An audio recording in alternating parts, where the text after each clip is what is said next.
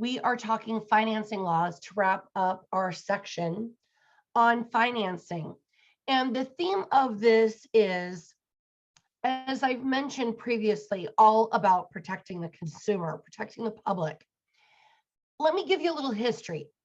Back in the day before we had these laws, or rather that they were regulated, these laws have been around for a long time and maybe just weren't properly being regulated.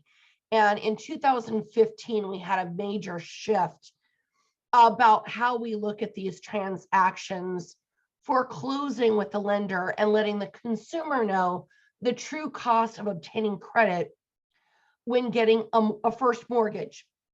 So back in the day, a buyer would maybe go to several different lenders, a traditional bank, maybe a credit union, maybe a mortgage broker, and they'd call and be like, what's the rate today? What's the rate today?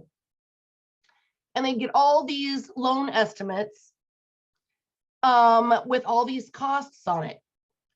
You'd pick the lender that had, of course, the least expensive cost because it's less money out of pocket for the consumer. And then when we'd go to closing, we wouldn't know what the fees were. We wouldn't know what the fees were. There was no list of accounting available until sometimes even after closing was supposed to take place. And we delay waiting on this accounting list of accounting figures show exactly to the penny what the borrower needed to bring to closing. Then they would get to closing. All their stuff is out on a U-Haul. It's Friday afternoon. And then the costs that they see at closing versus what they were quoted in the beginning would be $1,000, $1,500 more than what they were expecting. Is that fair to the consumer? I'm going to vote no, and I will know in my career there are several times I'm like, pump the brakes then. Let's not close until we've got this figured out. But at the end of the day, the buyer would say to me, but Amy, our family's coming into town to help us unpack the house, move in. We've got people coming over. We've got everything on a U-Haul. We've got painters lined up, et cetera, et cetera. It's going to cost us more to delay. So they would pay the misquoted amount and closed. Is that protecting the consumer?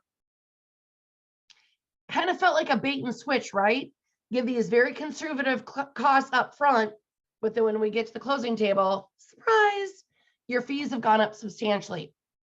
So there's really been a push to enforce, again, that true cost of obtaining credit. The first one is Regulation Z. This prohibits kickbacks between a lender and a real estate agent. So go out and meet lots of lenders. I can't say that they won't buy you coffee or lunch, but there can be no referral fee or kickback between the lender and the agent. You just need to find lenders that you trust and refer business to them because they're good at their job and they take care of your clients. What it goes on further to say with Regulation Z is the consumer must know the true cost of obtaining credit. There's this term here called triggering terms, which says that when you apply for a loan, you've got to know what you're applying for. They cannot do an advertisement of a house that says, buy this house for $400 a month, unless they also share the down payment, the interest rate, the annual percentage rate, how many payments are going to need to be made of that need to be made to pay the house off. And then what do you have to do to qualify for it? What debt to income ratio, what down payment, and what credit score. We're back to kind of where we started with financing, right? So anything that would influence the cost of obtaining a mortgage must be disclosed. Okay. If your buyers just call banks all day and say, what's your rate today? They won't learn anything. And most lenders won't even give that information out anymore. They want you to fill out an application because, again, your credit, your debt to income ratio, and your loan to value are going to influence what rate you actually get as a borrower. Next up is this Real Estate Settlement Procedures Act. This has two forms that go with it. One is a loan estimate, and the other one is a closing disclosure that we call a CD. And what this Real Estate Settlement Procedures Act, known as RESPA, says is whatever is quoted at the beginning by the lender on the loan estimate must match identical to the closing disclosure at closing. Otherwise, the lender is going to see major fines in the millions for not having those match. Now, we're going to review a loan estimate and a closing disclosure when we get to transfer of title here coming up. But that loan disclosure and loan estimate and closing disclosure, know that those must match. There's no bait and switch anymore.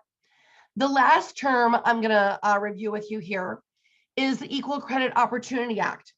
We'll probably touch on this a little bit more when we talk about fair housing under our practice of real estate section.